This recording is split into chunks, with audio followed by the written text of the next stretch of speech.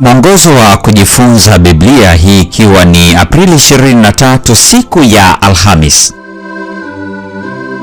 Mada leo inasema hali ya moyo. Uwezo wetu wa kupokea maelekezo ya neno la Mungu, Ayubu 22 aya 22, unategemea kwa kiasi kikubwa namna hali ya moyo wetu ilivyo tunapoijia Biblia. Wakorintho wa kwanza sura ya 2 aya 14 inalielezeaje hili? Kuwa na utambuzi wa kiroho kuna maanisha kuwa na ufahamu wa kiroho na uelewa. Hivyo basi inaleta maana kwamba mtu aliye na nia ya kiroho iliyofunguka ataelewa mambo kwa namna tofauti sana asomapo Biblia kuliko mtu ambaye nia yake imefungika. Mtu anayefikiri kwamba Biblia ni upumbavu hata tafuta ukweli katika kurasa zake. Kwa hivyo, mtazamo kwa Biblia na jinsi tunavyoisoma ni muhimu sana kuhusiana na suala la kukua katika uhusiano na Mungu. Je, Paulo anaelezaje jambo hili katika Wathesalonike wa kwanza sura ya 2 aya 13? Neno la Mungu linatenda kazi ndani yetu tunapoamini. Unapoifungua Biblia yako na kuamini kwamba Mungu analo jambo la kukuambia kupitia katika maneno ya kurasa zake, hakika atanena nawe na kutenda maishani mwako. Lakini kwa kiasi kikubwa hivyo, hilo linategemea imani yako na matarajio yako. Habari njema ni kwamba ikiwa imani yako ni ndogo, Mungu anaweza kukusaidia katika kuikuza. Marko 9:24. Hata ikiwa ni ndogo kama punje ya haradali.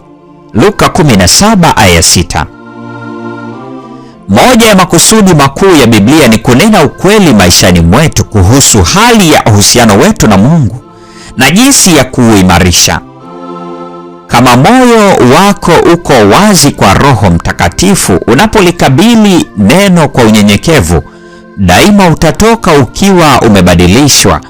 Ingawa mtu anaweza asitambue hili siku kwa siku, kwani badiliko la namna hii na ukuaji mara kwa mara huwa kwa namna ya kuongezeka. Lakini ikiwa tunang'ang'ania hali yetu ya kutojali na dhambi na hatuko radhi kubadilika, usomaji wa Biblia hautatupatia manufaa sana. Roho Mtakatifu anatusukuma tusogee karibu zaidi na Yesu Kristo. Je, tunataka kusogea karibu zaidi? Ikiwa ndivyo, tunakuwa tumechikimishwa hata tupate wokovu. Timotheo wa pili sura ile ya 3 aya ya 15. Nasi tutaona mambo ambayo kamwe hatukuwahi kuyawaza. Je, huwa ninakuwa katika hali gani ya moyo na akili yangu ninapoijia Biblia? Je, ninaleta tu maoni yangu kwa Biblia kwa lengo la kujaribu kuyahalalisha, au ninakuja nikiwa na akili na moyo wazi, tayari kwa imani kama ya mtoto mdogo kuona kile ambacho Mungu anataka kuniambia leo? Kwa nini jibu hilo ni muhimu sana?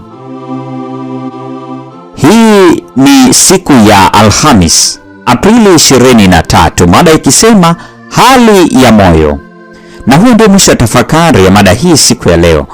Mungu atubariki sote na nikutakie tafakari njema.